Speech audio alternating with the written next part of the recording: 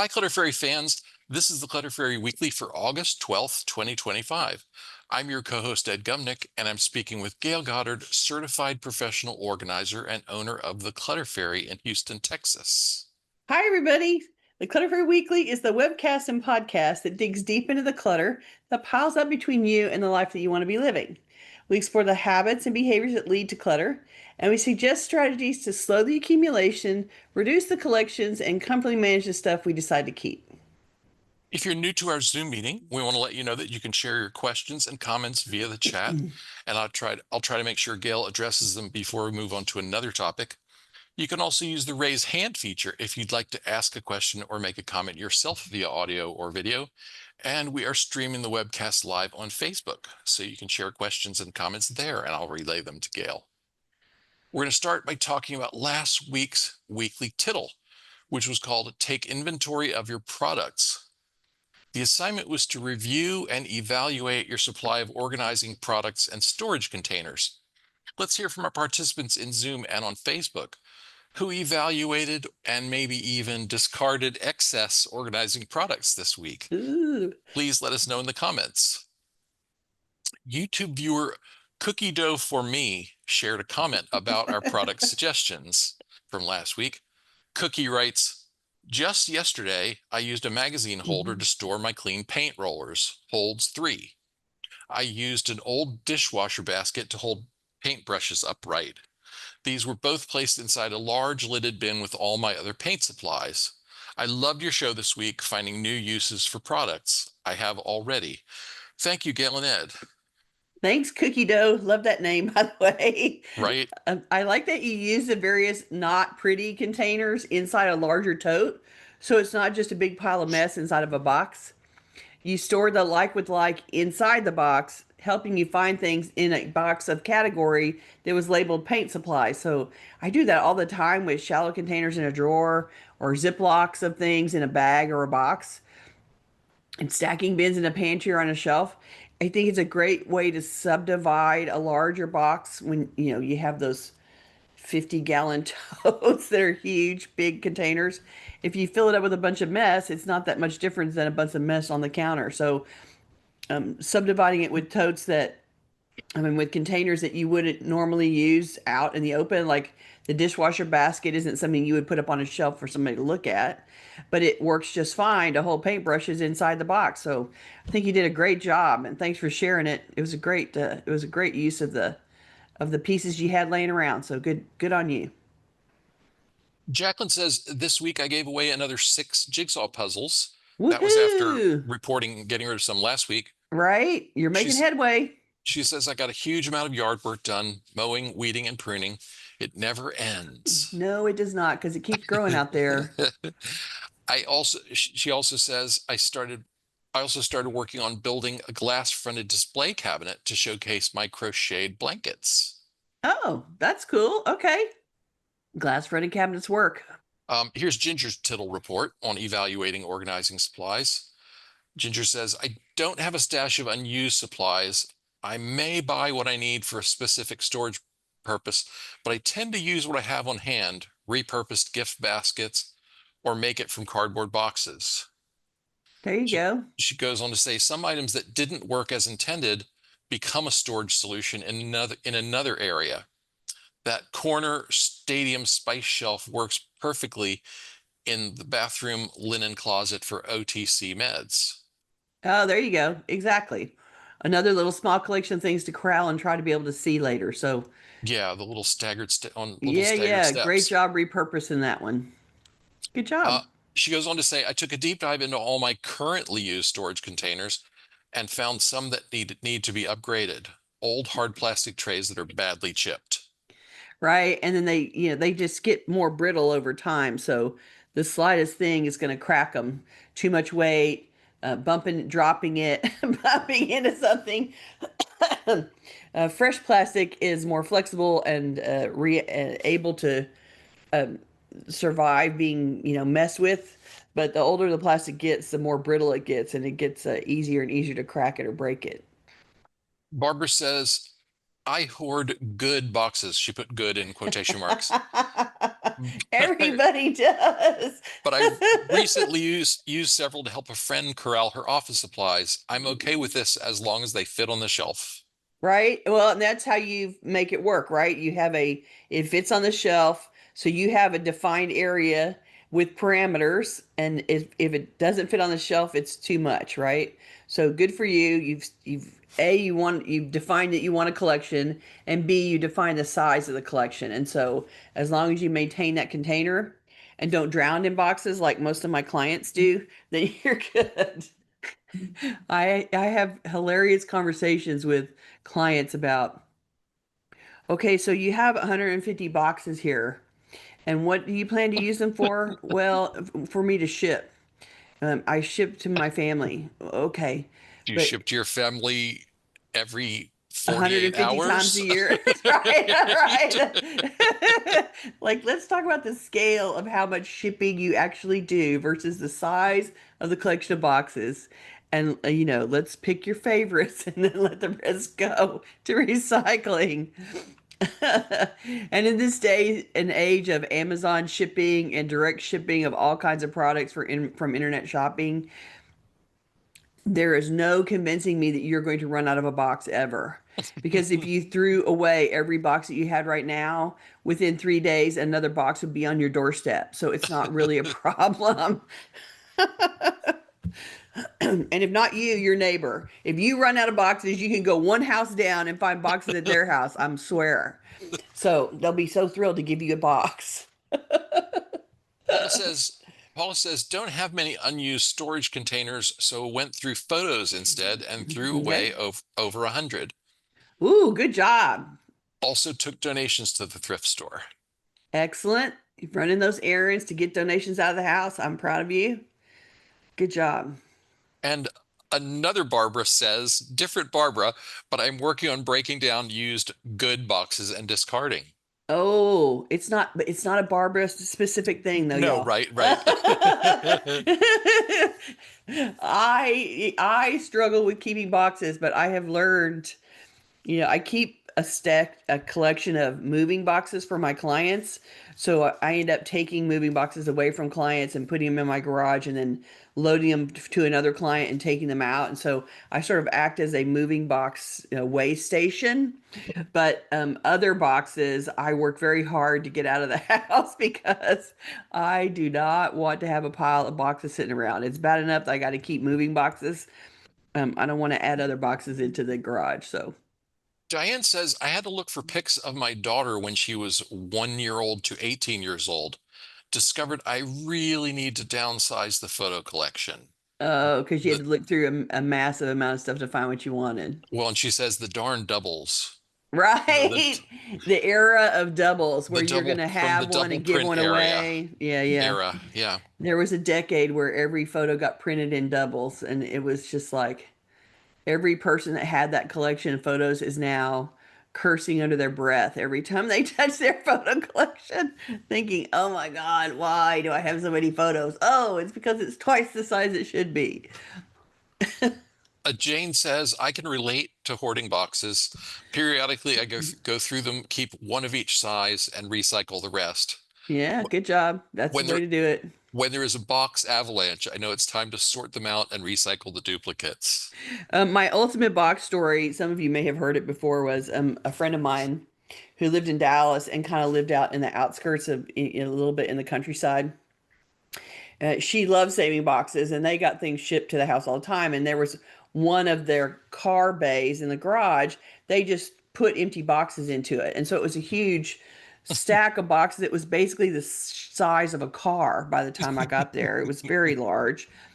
And it had been there for some time, and they were getting ready to move, and we were trying to clear out the garage. And so we started working on that collection of boxes. And at some point, we got about a third of the way down, and clearly it had become Mouse House. And Ooh. it was wet, damaged, dirty, smelly, toxic.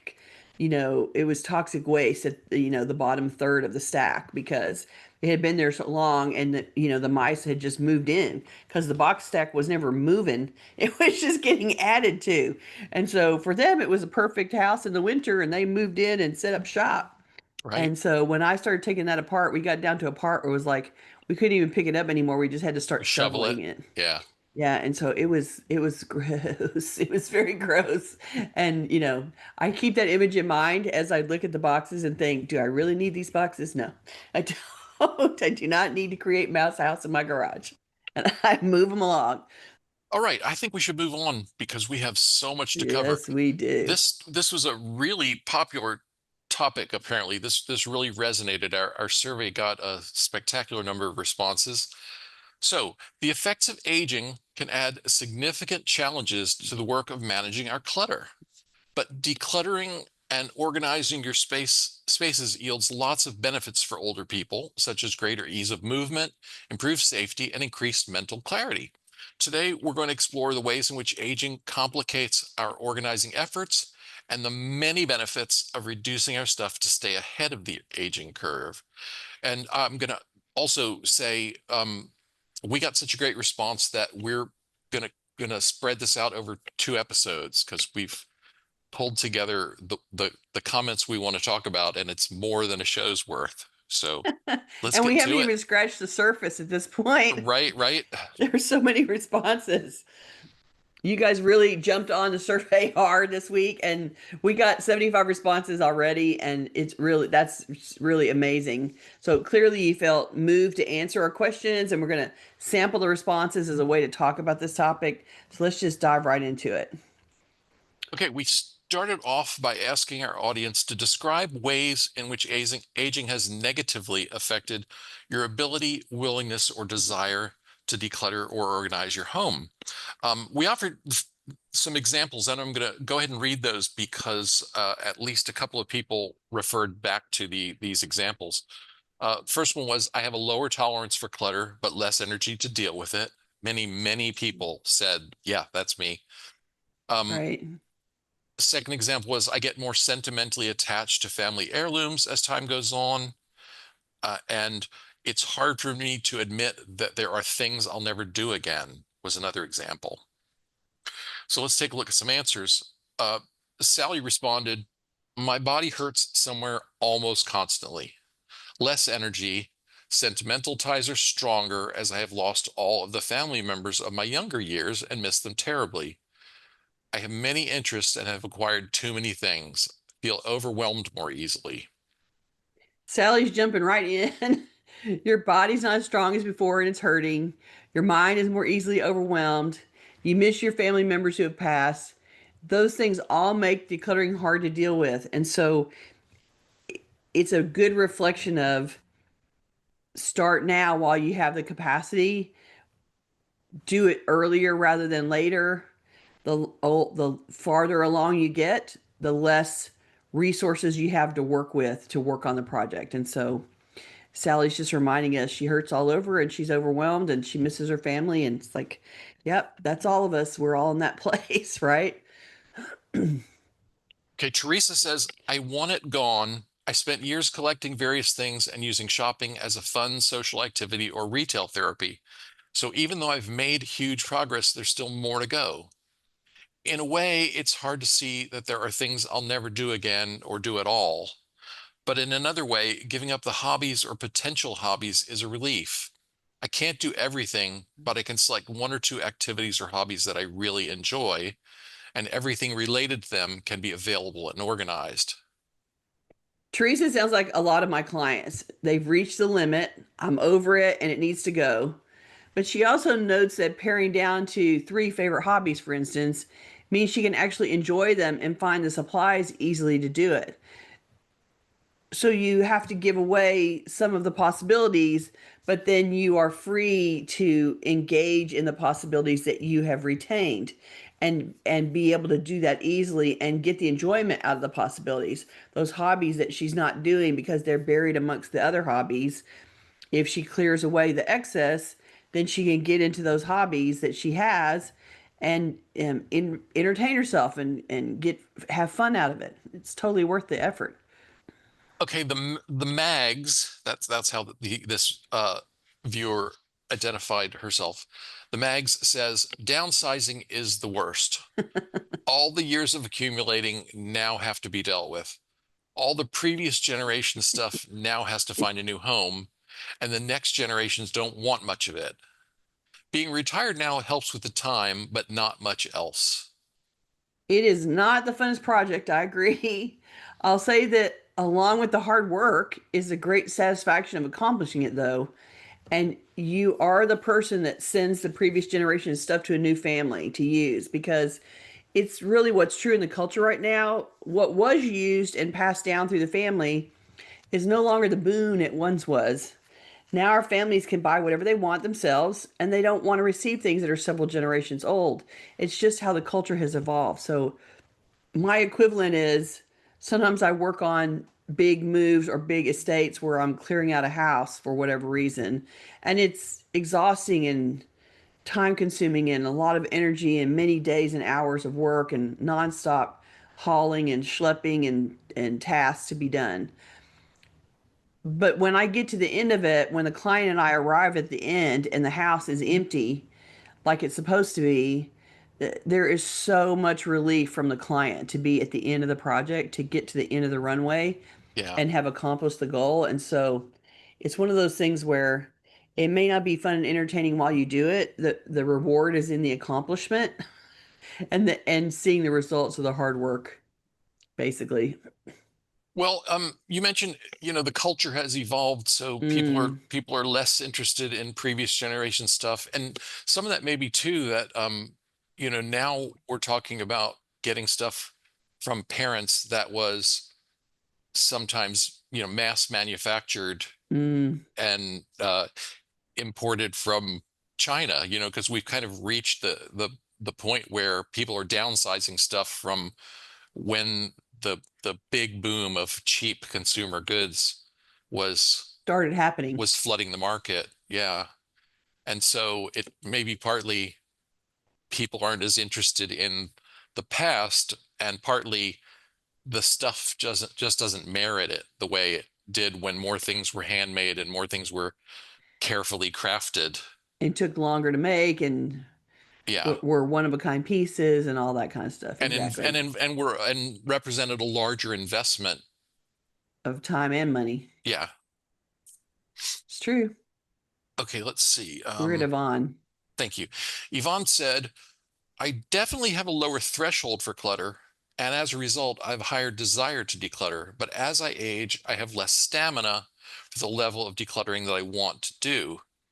I also find that as I age, I become less attached to things, and I feel like I want less stuff to manage, less stuff constantly calling for my attention to clean or maintain.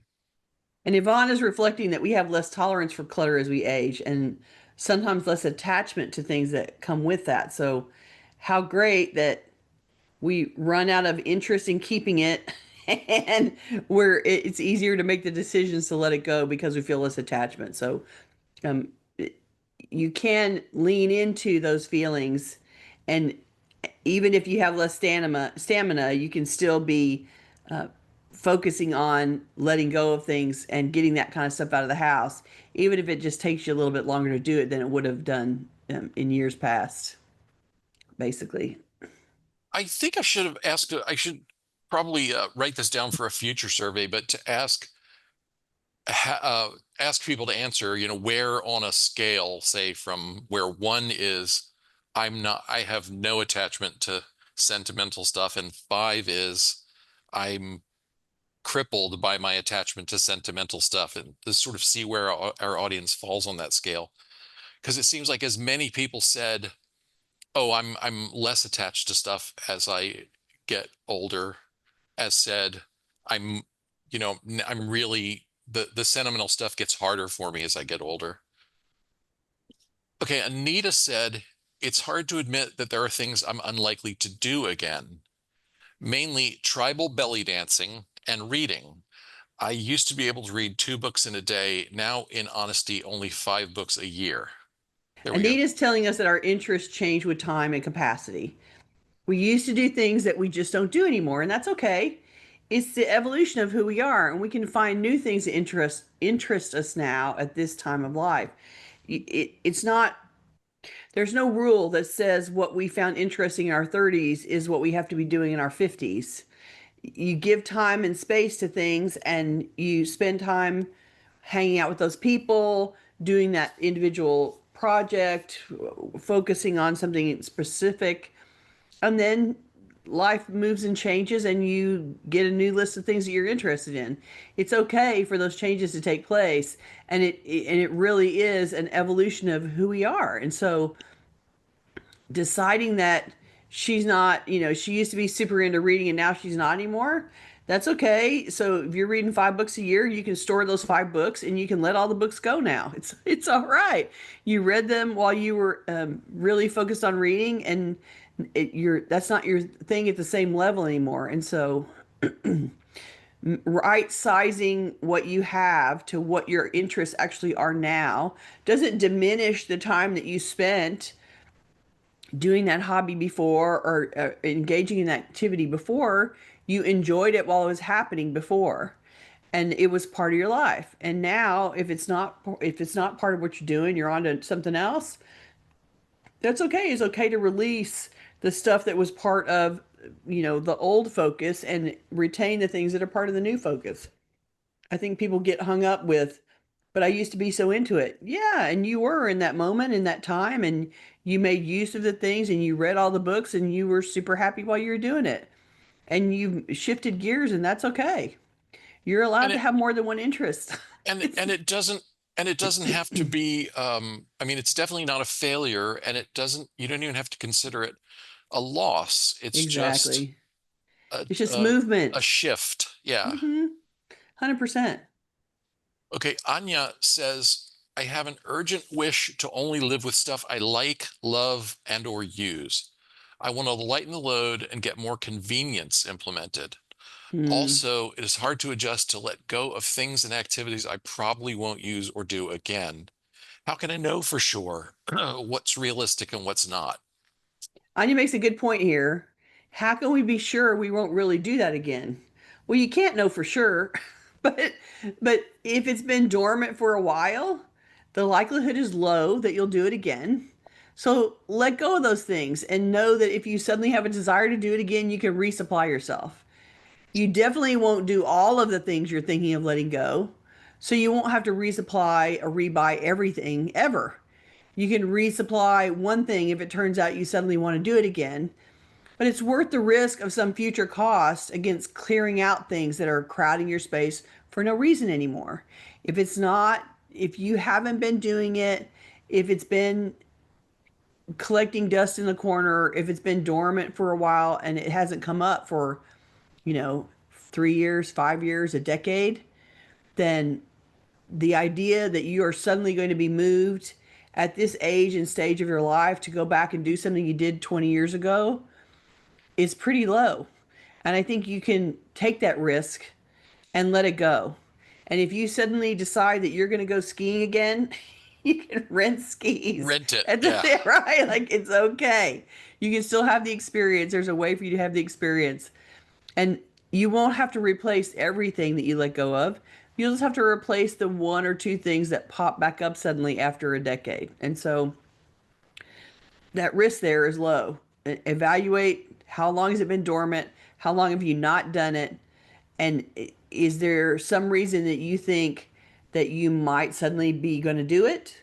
And if there's nothing out there saying, oh, other than your wistful thinking that it might be fun to do this again, if you don't have a plan to go do something in future that's pretty concrete, then I would declare that you can trust the last decade of dormancy and release things and see what happens after that. Um, oh, in response to her, how can I know for sure? I also had the thought, um, you could take it for a test drive, you Mm, know, good point. decide that you're gonna spend an hour on craft number 14 of your list of crafts, and just do it for an hour and see how you feel afterwards. Is it as much fun as it used to be? Well, then schedule some more time and take it out again. But if it's I mean, it seems more likely if it's been sitting in a drawer for a year or 5 or 10, That the thrill is gone. That, yeah, the thrill is just gone, and you can admit that, or you can do the thing and realize, oh yeah, I remember now what some of the obstacles were, and this is harder for me now because I don't have, my hands aren't as flexible as they used to be, or I can't lift the weight that this particular activity involves. Take it for a test drive, and then be ready to let it go. Exactly. And it isn't that you failed because you gave up a specific creative pursuit.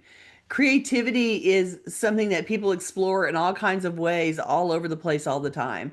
And it's okay to stop doing this creative venue and pick up another one and do another one. Like it's okay for those to move. Some people feel really dedicated, like I do beading, and that's what I find creatively fun. But I know people that do all kinds of crafts or they do all kinds of projects simultaneously. Like the creative drive in and of itself isn't limited to the craft styles that you tried. And if you want to switch around, the ultimate goal for you there is to be creative, not to do craft number 14, Right. right? And it isn't a failure that you were into craft 14 and now you're not anymore. Like that's just your creative, arrow is just pointed somewhere different now, and that's okay. You're still being creative in some way on some other project. And so whatever form it takes doesn't really matter. Okay, Maida says, my decre Maida or Maida? Maida, I think. Maida, I think. Okay, I'm sorry. Um, my decreased mobility due to arthritis and knee replacement recovery have caused me to need to simplify what I have, especially since I need help from others. Others need to be able to logically find items. That's a really another good reason to clear the house of any excess. If someday you need some help while you recover, like Maida does, it just makes it easier for your friends and family and any paid caregivers to support you. Your family and friends are more likely to help if it's not a huge struggle to do it. If they don't have to work super hard just to get through your Right? house They or don't just to find dread what they coming to your need. place. Yeah, like, if it's easy for them to come and provide you that care, it makes it an experience that they're willing to repeat, and that's what you really need mostly, right? So yeah, thinking of how others need to be there for you when you need support around something, it changes how you look at the contents of the house for sure. Yeah.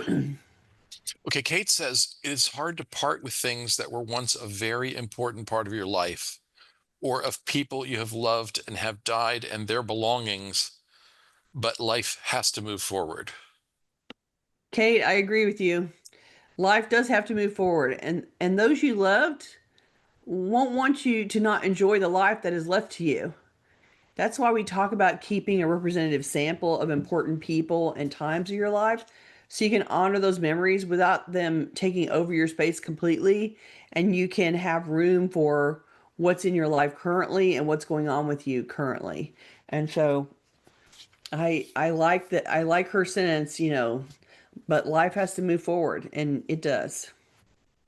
Okay, let me share a couple of comments before we go on to the next question from the survey. Okay? Let's see. Ginger says, I made a list of all the items I consider sentimental, in quotes, listed who it's from, when I got it, and why I'm sentimental about it. Over time, things have dropped off the list and been donated. That's good. I like that you made a list so that you know what you're keeping as just as sentimental items so that you can refer to it and think about it and edit based on it. That's clever.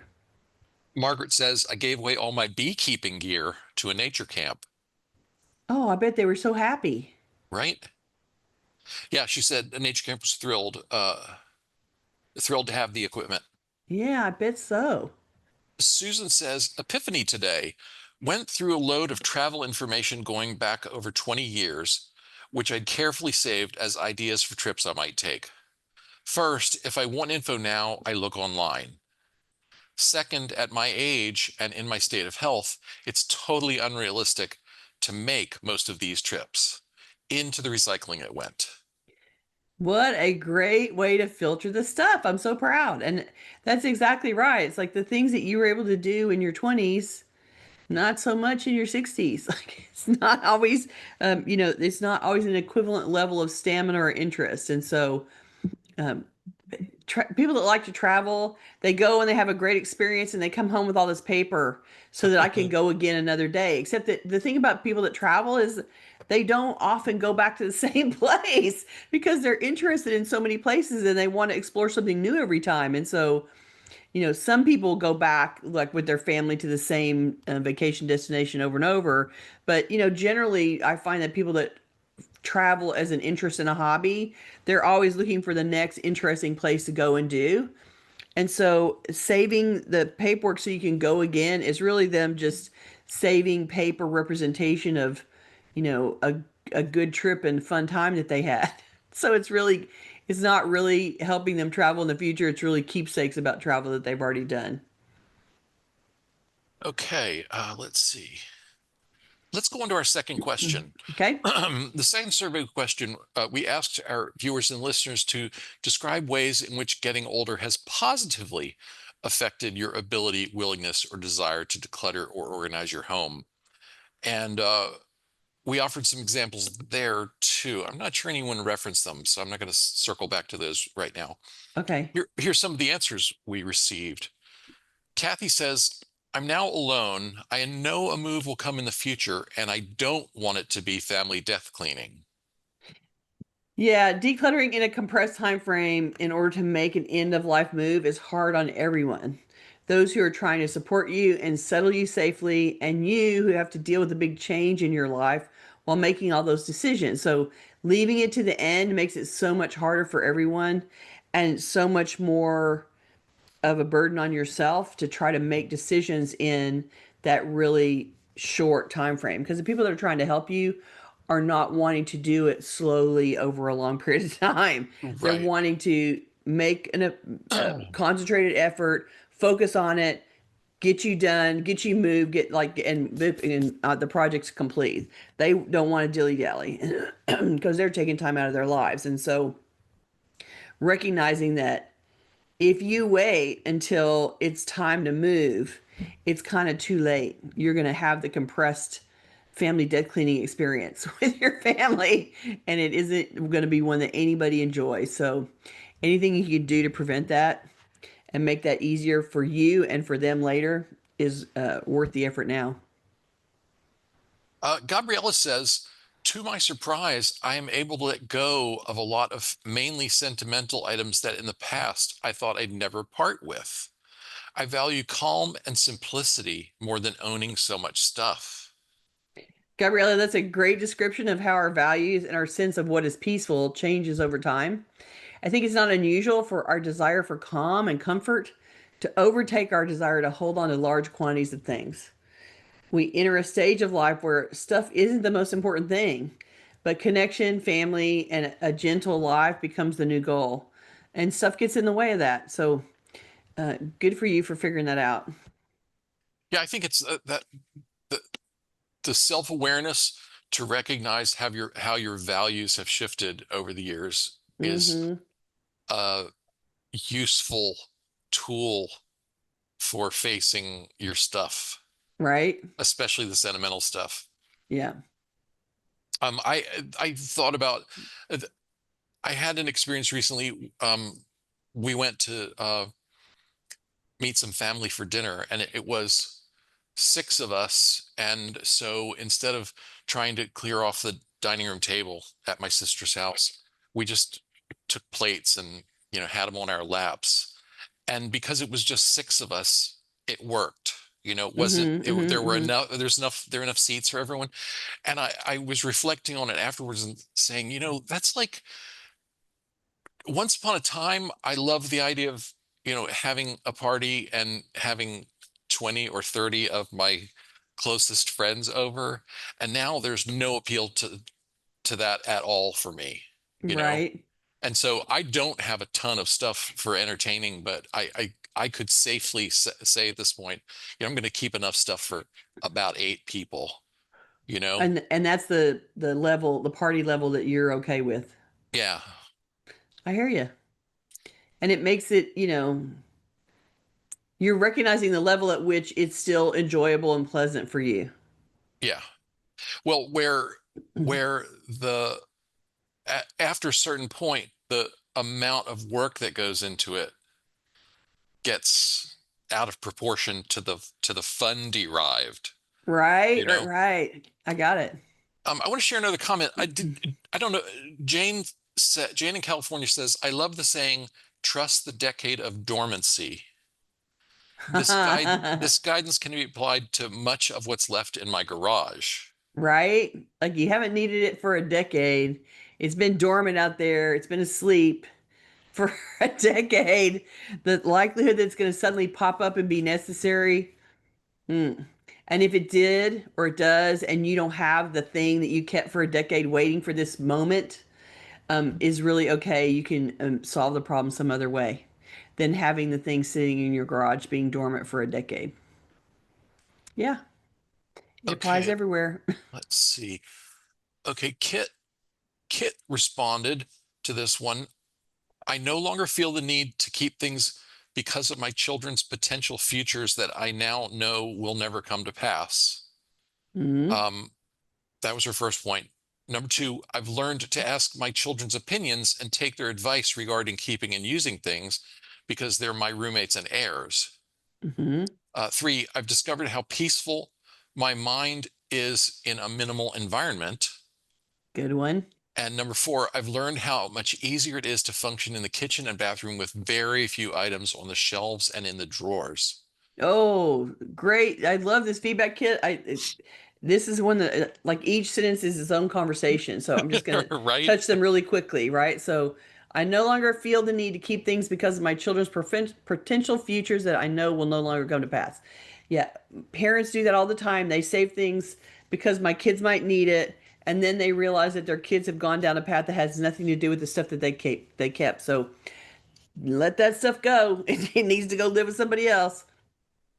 I've learned to ask my children's opinions and take their advice, which is, I do that with clients all the time. There's no point in guessing whether your kid wants it or assuming that they will. You should ask them and you should listen to their opinion. You should listen to them when they say, no, I don't want that. Because they will say yes occasionally when you have no idea or would have never guessed that they said yes.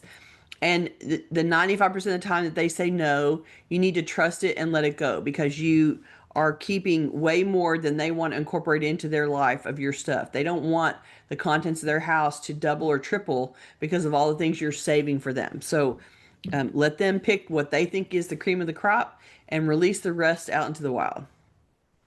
And I like that she's discovered how peaceful her mind is in a minimal environment and how easier it is to function when there's very few things on the shelves and in the drawers. That is exactly the point of getting organized because when there's stuff not in the way, it makes functioning easier to do and it is much more quiet and peaceful while you do it. And so I love that she's recognized that about herself and she's honoring that her mind is more peaceful in a minimal environment. And that is awesome. So much more it's so much more enjoyable. Mm. Um, you know, Absolutely. we we moved in March from a very small house to a much more reasonably sized apartment Mm. with a kitchen that is uh Actually, a size you can a use size I can use. And it's amazing what a difference it makes when you don't have to move anything out of the way to to do something. to do a task. Yeah. Hmm. There Absolutely. was too much, you know, the stuff that you like to leave out in the kitchen, you know, coffee maker, coffee related stuff, the beautiful big stand mixer, those things, and the bins of utensils that you use while cooking, that stuff took up like all of the available counter space in the old Yeah, place. You know, yeah, I mean, yeah. left us with a postage stamp of space to use. And Of work surface, right? yeah, of actual functioning work surface. Hmm. So Hmm. it's so much more enjoyable when what you have fits in the space. And it isn't you have elbow room to work.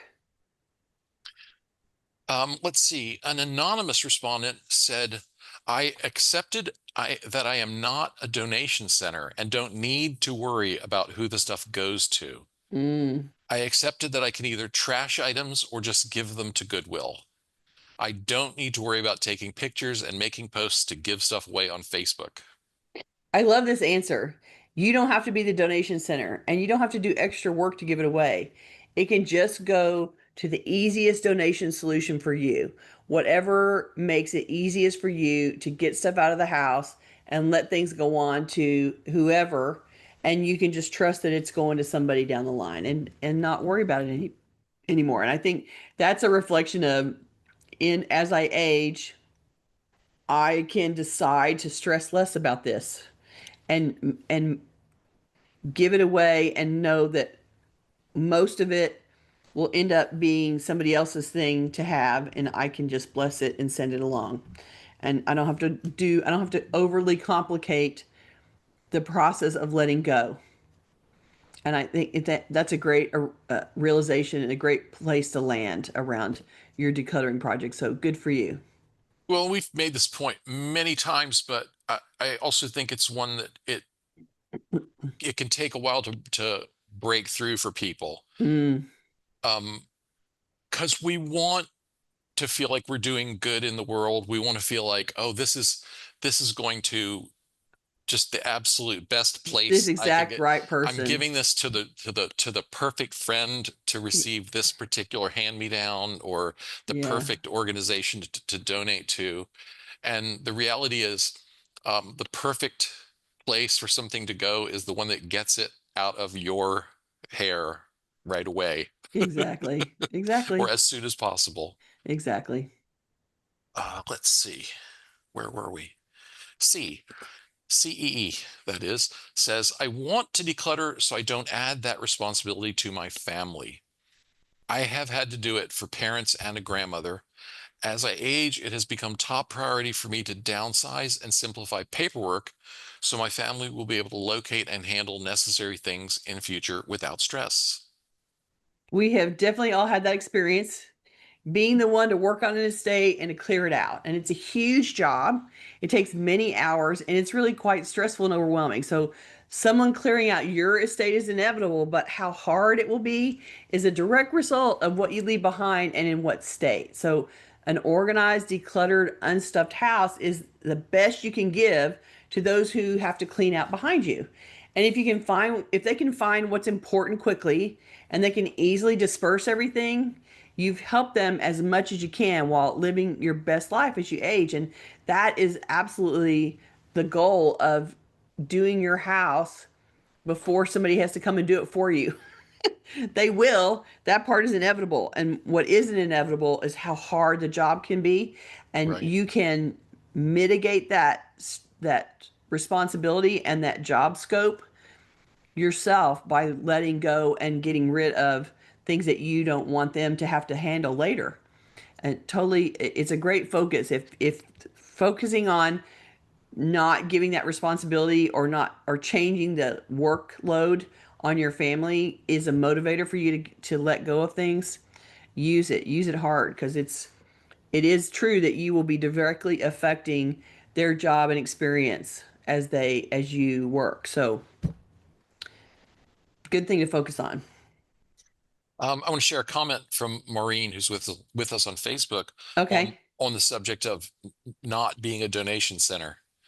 Maureen says, I've spent way too many minutes and hours thinking about who would be the best family member to give something to, Uh, sending emails and calling about things that nobody really wants. right.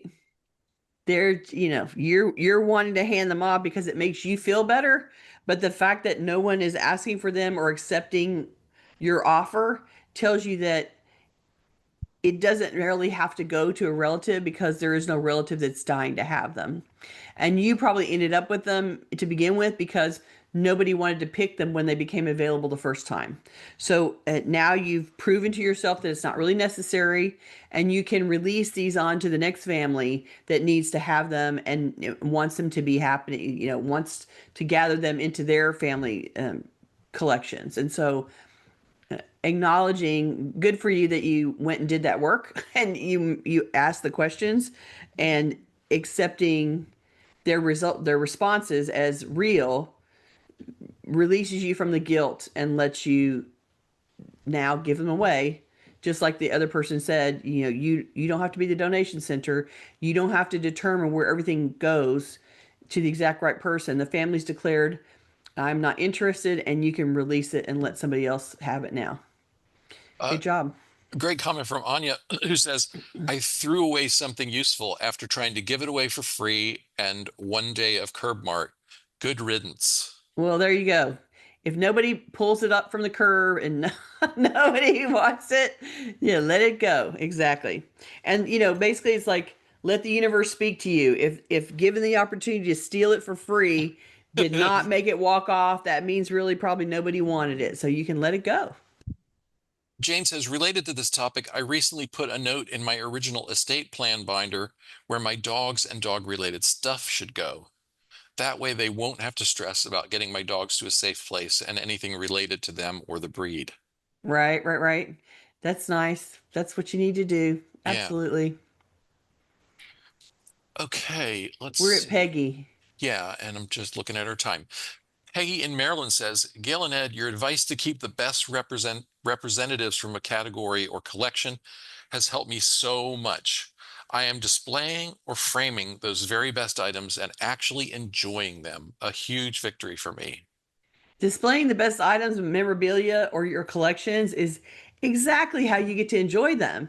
I'm so glad that you got there, and I'm glad that thinking about a representative sample allowed you to pick through your collections and find the best ones. And if everybody could do that, they could pick the cream of the crop of their collections and they would have the benefit of the most special items without the hassle of all the rest of the collections. And so good for you that you figured that out and now you're getting to really enjoy and look at your collections. That's wonderful.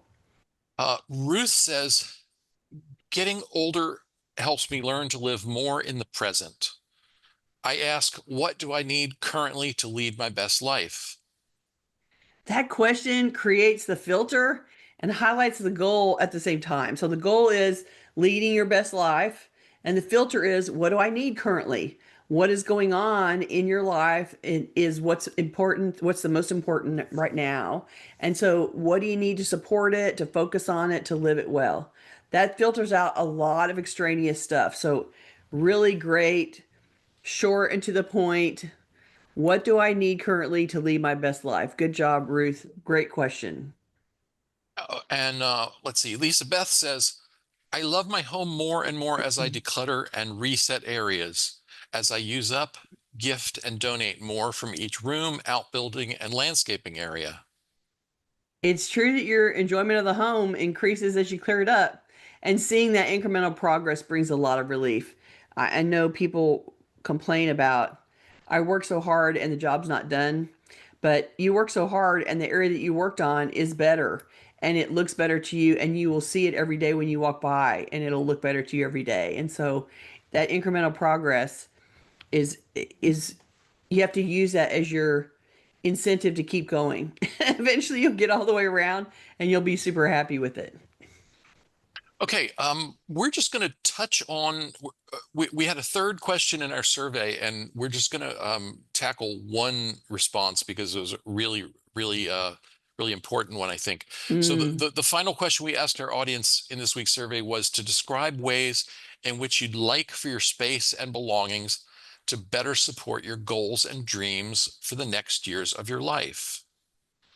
And the one that we're going to talk about came from an anonymous respondent who has been diagnosed with a serious, potentially fatal illness. And the respondent said, there is some question whether there will be more years of life for me. So I find myself wondering what people would think if they come in after I die and see how I lived. Then I think, I don't have to be threatened by others' judgments or opinions in order to have a beautiful, organized, serene place to live. I can make that space for myself and maybe even get to live many more years in it. My goal then is to create the space I want to live in. As I read this answer, I was reminded that I saw an article this weekend that was about what would you do if the doctor told you that you had 10 years of life left? Do you really want to spend it clearing out the past from your basement? Or do you want to live intentionally, doing the things that give you the best life that you can imagine? Plan to make your space a serene place to live, and at the same time, start doing the things that give you the greatest joy. It's better to plan your last decade with the goal of being the happiest you can be, and then experience the things that give you the best life. Sure, it's hard being older and not being able to do all that you used to do, but you still have the capacity to pursue joy within your ability now. This viewer's goal to create the space I want to live in sets the parameters about what you can release. And setting your focus on in a positive way on how you want to live your last decades. And it's a very positive way to frame clearing out the basement and getting on with it. So you're spending your time ultimately doing things that bring you happiness. And I have a perfect example of this. My client and lovely friend Max lost his wife 3 years before he died. And he grieved for a little while. And then he started saying, I don't want to live the rest of my life crying. I want to go out having fun, laughing with friends, enjoying my family, and being happy. And he went about it. He was in his 90s, but he started dating. He found somebody that he liked and started traveling extensively with her and doing things with her family and his family. He sold his house and bought a condo next to her, and they spent all of their time having fun. And he died last year after spending 18 months with Lynn and being married for 4 months. He did exactly what he said he wanted. He pursued being happy, enjoying life, and going out happy instead of sad. And I was so proud of him for doing that and for choosing that, even though it went against the conventional wisdom about losing your spouse and how you should grieve. At the end, he died really quickly after a sudden illness, but he went out loving and being loved in the moment. And I quite aspire to do the same. I want us all to have fruitful, rewarding last decades, doing things that we find enriching, loving our life and our friends, and being happy until the end. And it's really a good goal anyway, and one that I would aspire to, and we want you to aspire to. From the whole point of this process is to get you to a place where you feel like you're happy and enjoying your life. And so even though the job of decluttering is long and arduous, getting it out of your way and letting, and at the same time changing your focus to doing things that you find rewarding and special and enriching, it's a great way to spend your last decades on the planet. And we want you to be Max and to go out happy, to slide into to slide into home plate, having been active and having fun and barely looking up because you're having so much fun. And that would be the goal that I would wish for you. And that's why we talk about this stuff, so that you don't have to be buried in the stuff that's in the basement that's all about your past. And you can be in the moment in your life, enjoying it instead. And we're going to hold that space for you and hope that that's where you want to go to. And that's the end of that discussion. Okay, I'm going to share one more comment and then we'll Okay. get to our closing announcements and such. Ginger says, I know when I'm happy with the space I've decluttered, when I want to revisit it, just to enjoy the Mm, calm order there. When opening a cabinet or a drawer makes me happy, I want more of that. My right. bathroom, bedroom, and living area are there. I'm working on the kitchen now. Excellent. That's excellent. And that's the enjoying the incremental progress that I'm talking about. Like if you stand there and go, "Oh, look at my spice cabinet. It looks so fabulous now." Like, if it brings you relief and it lets you sigh in comfort and rest instead of bringing you anxiety and panic attacks, then you're doing great. That's exactly what we're trying to get to. Okay, we're going to be back next week to continue our conversation on this topic about aging and how it makes it harder, how it makes the work harder, and how it makes the sometimes for some people makes the decisions easier. And we're going to Right? talk a lot more about what people want, what specific things people have said they want to accomplish. Um, So join us next week at the usual time. That's Tuesday, August 19th. If you haven't already taken the survey, it's still open, and you can find that at cfhou.com/survey267. And I'm even contemplating maybe throwing a couple more survey questions out. It'll be a separate survey. So watch your email for an announcement if I manage to make that happen. Okay. Because I would like to get a couple more, like a couple of statistical questions, like the one I mentioned about Oh, right, right. are Yeah, yeah. you are you Okay. more are you hanging on tighter, or are you letting go more easily? Things like that. Right, right. Okay. So, um, Gail, why don't you give us the tittle? This week's tittle is Think Ahead. This week's assignment is to dig deeper into the question of how your space and belongings could better support your goals and dreams for the remaining years of your life. Write down up to 3 activities, whether they be hobbies, crafts, sports, other recreational activities, that you'd like to spend more time doing in the coming years. Make a list of any household tasks or activities that you expect or hope to spend less time doing in the future.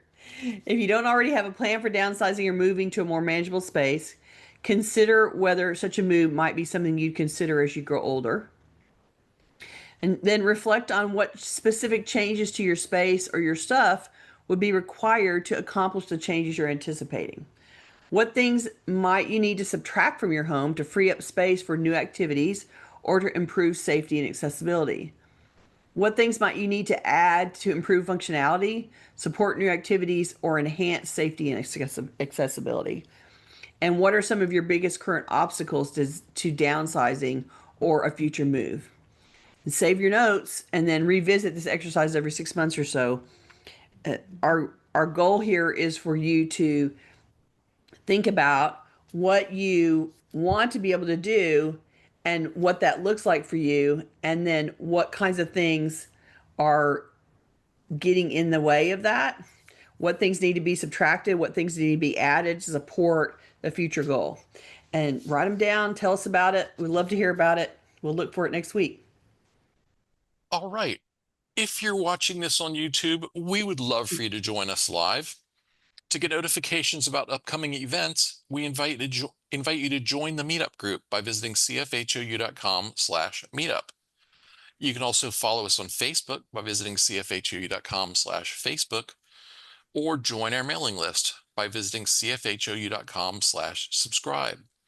We love to hear from you, so please keep your questions, comments, and topic suggestions coming on YouTube, Facebook, or anywhere that you find us.